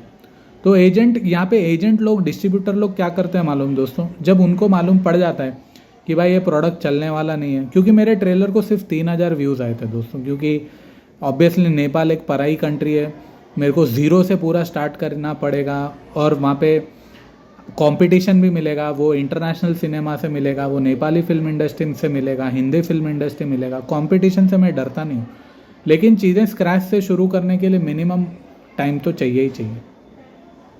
तो अब उनको पता चल गया कि भाई ट्रेलर को तो उतने ज़्यादा व्यूअरशिप आए नहीं है, ये प्रोडक्ट नहीं चलेगा। तो उन लोगों ने कहा कि हम लोग अब इसको बाद में रिलीज़ करेंगे। तो मैंने बोला कि यार मेरा तो पैसा इन्वेस्ट हो गया, मैंने तो 5 लाख रुपए तुमको दे दिया, यहाँ पे मैं खुद आया, मेरा खुद का 40-50 हज़ार रुपया खर्चा हुआ है, तो मैं क्या करूँ, मैं पलट के नहीं जा सकता, आप मेरा फिल्म रिलीज़ करो। तो फिर जितने भी नेपाल में डिस्ट्रीब्यूटर है, वहाँ पर हम लोग गए, वहाँ पर हम लोग बातचीत की। तो मेरे को ये बोला गया कि भाई एक ब्रांड है, मैं नाम नहीं लेना चाहता, नेपाल में एक बहुत बड़ा थिएट्रिकल चैनल है दोस्तों, जो ओनर है पूरे थिएटर का, वहाँ पर उन्होंने जापानी मूवी रिलीज़ की है, और ये जापानी पहले मूवी रिलीज़ होगी, और यहाँ पर पूरे जो थिएटर है वो पूरे ब्लॉक हो चुके हैं। तो अब वहाँ पे मैं ब्लैंक हो गया। तो मेरे को वो लोग बोले कि भाई अब तू क्या करना चाहता है। तो मैंने बोला कि ठीक है भाई, तुम लोग मेरे को 5 स्क्रीन देते हो, मेरे को 5 स्क्रीन दो, मैं ये 5 स्क्रीन पे भी मेरा प्रोडक्ट रिलीज़ करूँगा, क्योंकि मेरे को मेरे डिसीजन मेकिंग पे कॉन्फिडेंस थी दोस्तों। मेरे को ये कॉन्फिडेंस था कि यार भाई मेरे को एक थिएटर भी दोगे ना तुम लोग, तो मेरे प्रोडक्ट में दम है। वो कॉन्फिडेंस मेरे को, क्योंकि मैंने बहुत स्पिरिचुअल लेवल पर जाके इस फिल्म को बनाया है दोस्तों, इस प्रोडक्ट को बनाया, तो मेरे को वो कॉन्फिडेंस था कि यार मेरे को एक शो भी मिला ना तो मेरी फिल्म जो है ना वो खींच लेगी, वो निकालेगी, वो एटलीस्ट वर्ष से वर्ष सिनारियों पे मेरा जितना इन्वेस्टमेंट हुआ है ना दोस्तों, वो खर्चा मेरे को निकाल कर देगी। तो मैंने बोला ठीक है सर, आप लोग मेरे को एक स्क्रीन दो, मैं रिलीज़ करता हूँ। अब जो पूरी कार्टेल है दोस्तों, जो डिस्ट्रीब्यूशन की कार्टेल है, वो मेरे अगेंस्ट हो गए। वो लोग बोले कि तू पागल हो गया क्या, तू पैसा डुबाएगा क्या, ये होगा वो होगा क्या, ऐसा वैसा। तो मैं बोला देखो, अगर मेरी वजह से आपका 1 रुपया भी डूबता है, मैं सीधा बैग उठाता हूँ और बैग उठा के इंडिया को वापस चले जाऊँगा दोस्तों। मैंने उनको एक क्लियर बातचीत बोल दी। फिर उन्होंने बोला नहीं तू सोच शांति से सोच। मैं बोला नहीं, मैं करूँगा रिलीज़। अगर जापानी मूवी मेरे को कंपटीशन दे रही है तो मैं कंपटीशन से डरने वाला नहीं हूँ, मैं मेरी फ़िल्म को रिलीज़ करूँगा, भले चाहे कुछ भी हो जाए, मैं मेरी फिल्म को रिलीज़ करूँगा। तो वो लोग बोल रहे हैं कि नहीं ये नहीं वो नहीं। मेरे को मालूम था मेरे पास गवर्नमेंट लेवल से भी पॉलिटिक्स खेला जा रहा है, मेरे साथ डिस्ट्रीब्यूशन लेवल पे भी पॉलिटिक्स खेला जा रहा है, मेरे साथ एजेंट लेवल पर भी पॉलिटिक्स खेला जा रहा है। तो मैंने बोला कि नहीं, मैं अब पीछे नहीं हटने वाला, मैं अब इसको थिएट्रिकल रिलीज़ करके ही जाऊंगा। तो दोस्तों अब यहाँ पर क्या हुआ, अब जो नेपाल का जो सेंसर बोर्ड है वहाँ पर मैं अटक गया। वहाँ पे वो लोगों ने बोला कि नहीं भाई, जब तक इंडिया का सर्टिफिकेट नहीं आएगा तब तक हम लोग रिलीज़ नहीं करेंगे दोस्तों। तो ये अब वहाँ पे मैं लीगली फंस गया दोस्तों।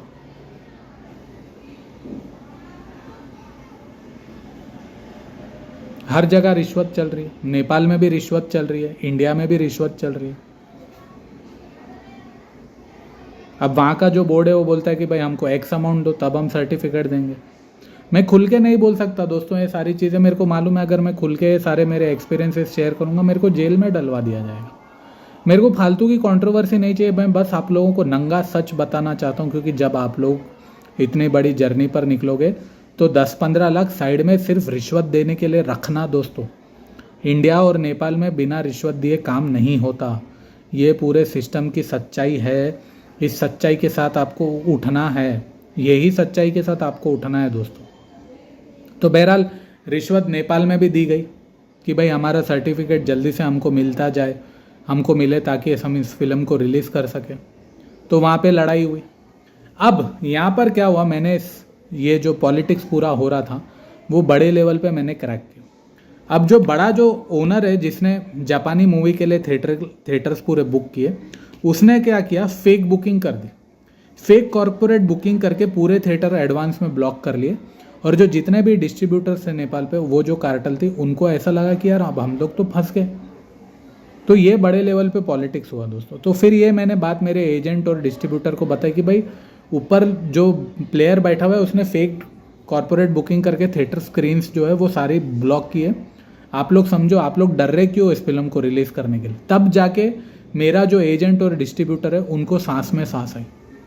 फिर मेरा जो एजेंट है उसने हिम्मत दिखाई, क्योंकि क्या हुआ दोस्तों, ये इतनी जो टफ सिचुएशन होती है ना, वहाँ पे आपको ना अपने एजेंट पे गुस्से में आना है, ना आपको डिस्ट्रीब्यूटर पे गुस्सा आना है, ना आपको टीम में गुस्सा। अब आपको मालूम है, ठीक है भाई, एजेंट लोग, डिस्ट्रीब्यूटर लोग या फिर सेंसर बोर्ड सारे लोग पॉलिटिक्स खेल रहे हैं, लेकिन शांत रहो। जहाँ पे आपको दिख रहा है कि भाई आपका प्रोडक्ट आके जा रहा है, आपका प्रोडक्ट स्टेप बाय स्टेप आगे ले रहा है, आप वहाँ पर शांत रहो दोस्तों। जितना शांत रहोगे ना, तब आपको पॉलिटिक्स समझ में आएगा कि आपके आसपास कौन क्या क्या लेवल पे पॉलिटिक्स खेल रहा है दोस्तों। तो वो चीज़ आपको सच्चाई पता चलेगी।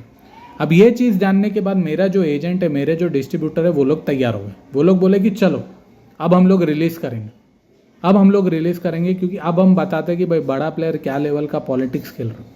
तो ऐसे मैंने मेरे एजेंट और डिस्ट्रीब्यूटर को हेल्प की भाई कि ये कॉर्पोरेट बुकिंग कैसे होती है, फेक बुकिंग के नाम पे बड़ा प्लेयर आपको उठने कैसे नहीं देता है। तो वो पॉलिटिक्स मैंने फिर क्रैक करके मेरे एजेंट को बताया कि भाई ये प्रॉब्लम हो गई। तो अब इसके बाद सारी डेट वेट सब फाइनलाइज हो गई और मेरे एजेंट ने बोला कि ठीक है मेरे को और 50,000 दो। तो क्लोज टू क्लोज दोस्तों 5,50,000 का अब मेरा इन्वेस्टमेंट हो चुका है। मेरे पोस्टर नेपाल में छप चुके हैं, मेरा डिजिटल मार्केटिंग पे प्रमोशन हो चुका है। अब यहाँ पे क्या हुआ, यहाँ पे नेपाल की जो गवर्नमेंट है उसने सोशल मीडिया पूरा बैन कर दिया। सोशल मीडिया पूरा बैन हो गया और वहाँ पर सिविल वॉर शुरू हो गया। नेपाल में सिविल वॉर शुरू हो गया दोस्तों। मेरे को लिटरली हार्ट अटैक आगे रह गया। मेरा इतना सारा पैसा और इतना जो प्रोडक्ट जो 12 तारीख को रिलीज़ होने वाला है दोस्तों, मैं इतनी बैटल लड़ के यहाँ तक पहुँचा, मैं नेपाल तक पहुँचा और नेपाल में वॉर हो गया दोस्तों, सिविल वॉर हो गया। वहाँ का जो प्राइम मिनिस्टर है वो देश छोड़ के भाग गया और पूरी जो जनता है वो करप्शन के खिलाफ रास्ते पे उतर गए। अब करप्शन मेरे साथ भी हुआ। अब सोचो, ये जो करप्शन है वो सबके साथ हो रहा है, वो इंडिया और नेपाल में सबके साथ होता है। लोग आवाज़ उठाएंगे। जो गरीब आदमी है, जो मिडिल क्लास है, उसको मत दबाओ यार, उसको इतना क्यों दबा रहे हो। उसका रिजल्ट आपने नेपाल में देखा, उसका रिजल्ट आपको नेपाल में दिखा। और नेपाल के जो लोगों ने किया वो सही किया, वो सही किया दोस्तों। नेपाल के लोगों ने जो किया वो सही किया। लेकिन उन सारी चीज़ों में क्या हुआ दोस्तों, मेरा पूरा पैसा डूब गया। मेरा पूरा पैसा डूब गया दोस्तों। एक वॉर नहीं होना चाहिए। मेरे को अब रियलाइज़ हो रहा है दोस्तों कि एक जब वॉर होता है तो इंसान के दिल में क्या बीतती है यार। जब एक कंट्री में वॉर होता है और सारी चीज़ें बंद हो जाती है, गवर्नमेंट छोड़ के भाग जाती है, जो बिजनेसमैन होता है, जो घर बनाता है एक एक रुपया जमा करके, मैंने मेरा प्रोडक्ट एक एक रुपया जमा करके 2 साल लगा के एक प्रोडक्ट बनाया दोस्तों, और वो वॉर में सब खत्म। एक वॉर में सब कुछ खत्म हो जाता है। वॉर में सब खत्म हो गया दोस्तों।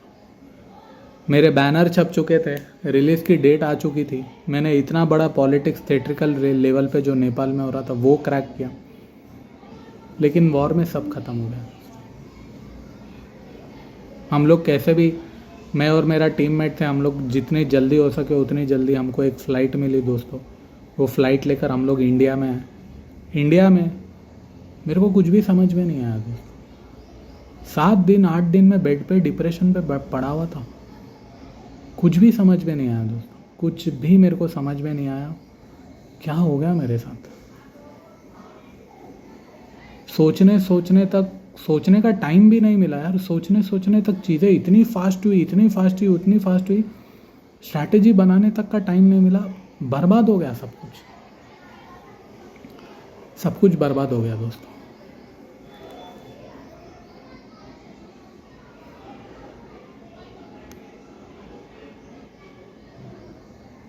हम लोग गरीब इसलिए नहीं है दोस्तों क्योंकि हम लोग एम्पैथी से, मैं गलत था दोस्तों। हम लोग गरीब इसलिए क्योंकि करप्ट हो रहा है, सिस्टम करप्ट है। ऊपर पॉलिटिशियंस के बीच में लड़ाई होती है, वॉर वो लोग करते हैं, गलतियाँ वो लोग करते हैं, सहना आम आदमी को पड़ता है, सहना हम जैसे को लोगों को पड़ना, हम जैसे व्यापारियों को, छोटे बिजनेसमैन को, हम लोगों को झेलना पड़ता है यार। तुम लोग तो पॉलिटिशियंस हो, तुम लोग तो देश छोड़ के भाग जाओगे, हम लोग तो देश छोड़ के नहीं भाग सकते ना भाई, हमारे पास तो उतने पैसे नहीं है ना।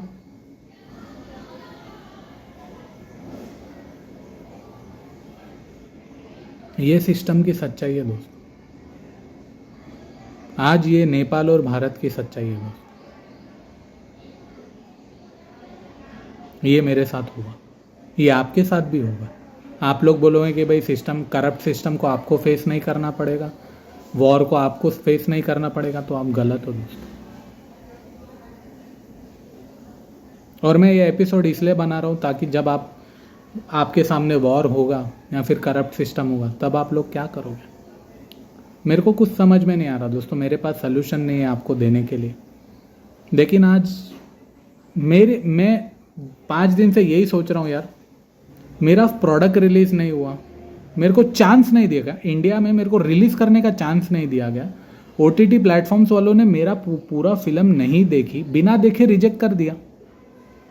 सेंसर ने पैसे के लिए बिना देखे मेरे को सर्टिफिकेट नहीं दिया, बिना देखे दोस्तों।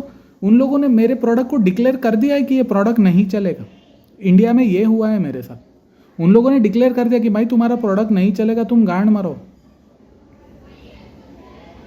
भारत में लोग बोलते भाई तुमने पॉन पे पिक्चर बनाई है, पॉन पे क्यों बनाई है भाई पिक्चर, हमने कोई अश्लीलता तो नहीं दिखाई है मूवी में।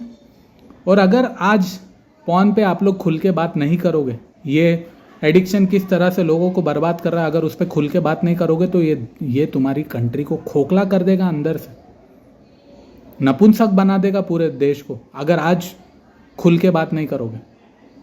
समाज इसलिए बर्बाद नहीं होता दोस्तों कि लोग आवाज़ नहीं उठाते हैं, समाज इसलिए बर्बाद होता है जब पढ़े लिखे लोग चुप हो जाते हैं, पढ़े लिखे लोग अपनी आवाज़ उठाना बंद कर देते हैं, तब समाज बर्बाद होता है। तो as an educated film maker मैंने कोशिश की यार कि मैं पॉर्न एडिक्शन पे पिक्चर बनाऊं, खुल के बात करूं कि भाई कैसे ये पॉर्न एडिक्शन पूरी पॉपुलेशन को बर्बाद कर रहा है। लेकिन क्या हुआ, ये हुआ दोस्तों मेरे साथ। अब मैं बोलता हूं दोस्तों, अब एक्चुअली में ये मेरे साथ नेपाल में हुआ, ये मेरे साथ इंडिया में हुआ। तो मैं जब हैदराबाद में आया तो मैं सोचा कि यार हैदराबाद में जितने भी डिस्ट्रीब्यूटर है, चल यहाँ पे मैंने ट्राई नहीं किया, मैं यहाँ पे कोशिश करता हूँ। अब मैं हैदराबाद में 7-8 डिस्ट्रीब्यूटर के पास जाता हूँ, डिस्ट्रीब्यूटर लोग बोलते हैं भाई तुमने हिंदी भाषा में फिल्म बनाई है, हम लोग हिंदी फिल्म डिस्ट्रीब्यूट नहीं करते।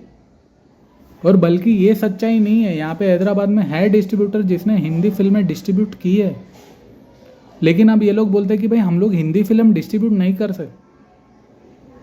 ये भाषावाद क्यों? मुंबई में जाओ तो नहीं भाई मराठी में बात करो, हिंदी नहीं चलती यहाँ पर आए तो तेलुगु में बात करो, हिंदी नहीं चलती यहाँ पे, हम हिंदी प्रोडक्ट नहीं बेचेंगे। तो एक भारत का नागरिक जाएगा कहाँ पे भाई, कौन सी सिटी में जाएगा बेचने के लिए? अब मेरा घर यहाँ पे हैदराबाद में है, मैंने यहाँ पे हिंदी में फिल्म बनाई, तुम लोग डिस्ट्रीब्यूट क्यों नहीं कर रहे हो? हैदराबाद के जो डिस्ट्रीब्यूटर है उन्होंने मेरा प्रोडक्ट देखा ही नहीं, ना कोई प्रोडक्ट देखना चाहता, ना कोई उसकी विजन एंड मिशन सुनना चाहता। मेरे को ये बोल के रिजेक्ट कर देगा कि भाई तुमने हिंदी में पिक्चर बनाई, हम लोग नहीं करेंगे। तुमने पॉन पे पिक्चर बनाई है, हम लोग नहीं करेंगे। हंस रहे हैं लोग, तुमने पॉन पे बनाई भाई मैंने पॉन पे, क्योंकि मैंने देखा है, मैंने पढ़ाई की है, मैंने 6 महीना स्टडी की है कि कैसे बर्बादी हो रही है लोगों की, समाज की कैसे बर्बाद हो रही है, इसलिए मैंने बनाई। क्या गलत किया? अब हैदराबाद में मेरे को रिजेक्ट कर दिया। जितने भी लास्ट 10 दिन से मैंने सोचा कि यार चल एक लास्ट होप है, ट्राई कर लेते हैं। मेरे को कुछ भी समझ में नहीं आ रहा है, मैं क्या करूं, मैं किसके पास जाऊं। मेरा 1 करोड़ डूब गया दोस्त। मेरी पिक्चर रिलीज़ होगी नहीं होगी नहीं पता दोस्त। मेरे पास अब आखिरी उम्मीद है दोस्तों, जो एजेंट को मैंने डिस्ट्रीब्यूटर को नेपाल में दिया, वो लोग शायद मेरे को अगली डेट देंगे नेपाल में इस फिल्म को रिलीज़ करने की। अब मेरा काम कहाँ अटका हुआ है? जिस दिन सर्टिफिकेट आएगा इंडिया से, तब मेरे को नेपाल में डेट मिलेगी।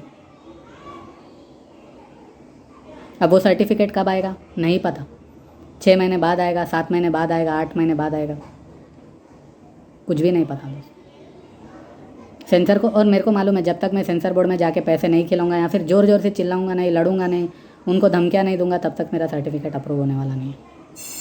तो अब मेरे को जाके सिस्टम से लड़ना पड़ेगा, भाई मेरा सर्टिफिकेट दे दो, भाई मेरा सर्टिफिकेट। ये चीज़ें हुई दोस्तों, ये सारे पॉइंट्स मैंने लिखे हुए हैं। अगेन मैं आपको बोलना चाहता हूँ दोस्तों, हम लोग गरीब इसलिए नहीं है कि हमारे में टैलेंट या स्किल सेट नहीं, या फिर हम लोग मेहनत नहीं कर रहे हैं। हम लोग मेहनत कर रहे हैं, लेकिन इस भ्रष्टाचार में ये देश बर्बाद हो चुका है दोस्तों। ये सच्चाई है हमारी कंट्री की, और ये सिस्टम के साथ मैं लड़ूंगा दोस्तों। मैं अभी भी गिव अप नहीं दे रहा हूँ दोस्तों। अब मेरे पास, मैं एक ही चीज़ पे ध्यान दे रहा हूँ कि मेरे हाथ में है क्या, मेरे हाथ में क्या है जिसको लेके मैं फ़ाइट कर सकूँ। आज मेरा बैंक बैलेंस माइनस में जा चुका है दोस्तों, मेरा स्पॉन्सर पीछे हो गया, मैंने क्रेडिट कार्ड स्वाइप करा। आज मेरे को बैंक को कर्जा देना है, मेरे पे नहीं बोल तो भी आज 3 से 4 लाख का कर्जा है जो मेरे को बैंक को रिफंड करना है दोस्तों। और मैं पिछले 1 महीने से नेपाल में था, मेरे क्लाइंट्स पूरे चले गए। अब मेरे पास क्लाइंट नहीं है, अब मेरे को फिर से मार्केटिंग करके मेरे ब्रांड को खड़ा करना पड़ेगा। अब मेरे सर पे सबसे बड़ा हेडेक है यार, मेरे को अब नया क्लाइंट लाना पड़ेगा। मैं कहाँ से लाऊंगा, क्या करूँगा, कुछ समझ में नहीं आ रहा दोस्तों। ये जो सिविल वार हुआ नेपाल ने, इसने मेरा सब कुछ बर्बाद कर दिया दोस्तों। तो ये सच्चाई है दोस्तों, ये सारी हुई, और ये सारी चीज़ें आप लोगों के साथ होगी जब आप एक बड़े लेवल पे डिस्ट्रीब्यूट करने निकलोगे अपने प्रोडक्ट को। तो अब मैं सोच रहा हूँ दोस्तों, अब मैं सिस्टम से कैसे लड़ूँ। अब मैं भी हरामी बनूंगा, मेरे को भी रिश्वतें देनी पड़ेगी लोगों को, रिश्वत दे दे के सर्टिफिकेट अप्रूव कराना पड़ेगा, पैसा लाना पड़ेगा, तब जाके मेरा प्रोडक्ट निकलेगा बाहर। लेकिन जो भी होगा सारी चीज़ें आप लोगों के साथ ईमानदारी से शेयर करूँगा दोस्तों। और स्पिरिचुअलिटी मेरे को समझ में नहीं आ रही दोस्तों। ऐसा नहीं कि मेरा भगवान से रिश्ता टूट चुका है, लेकिन अब ऐसा हो रहा है कि यार मैं भगवान से ना दूर होते जा रहा हूँ। मैं ना भगवान के साथ दूर होते जा रहा हूँ, और मेरे को, और वो मैं इसलिए दूर होते जा रहा हूँ दोस्तों क्योंकि भगवान ने बोला कर्म कर, फल की चिंता मत कर। फल कहाँ मिला यार, मैंने तो कर्म किया, मैंने तो मेहनत की, ईमानदारी से मेहनत की।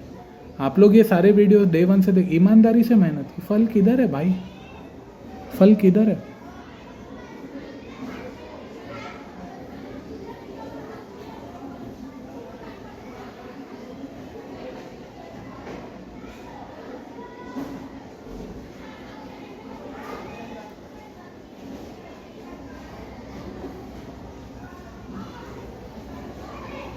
अब एक और प्रश्न सामने सबसे बड़ा उठता है, क्या भगवान ने मेरे को बचाया? क्या 12 तारीख को फिल्म रिलीज़ होती तो फिल्म चलती? ये भी एक प्रश्न है अब मेरे सामने, क्योंकि 12 तारीख को वार हो गया, शायद भगवान ने बचाया मेरे को। तो वो 50-50 सिचुएशन में पहुंच गई है दोस्तों मेरी स्पिरिचुअलिटी।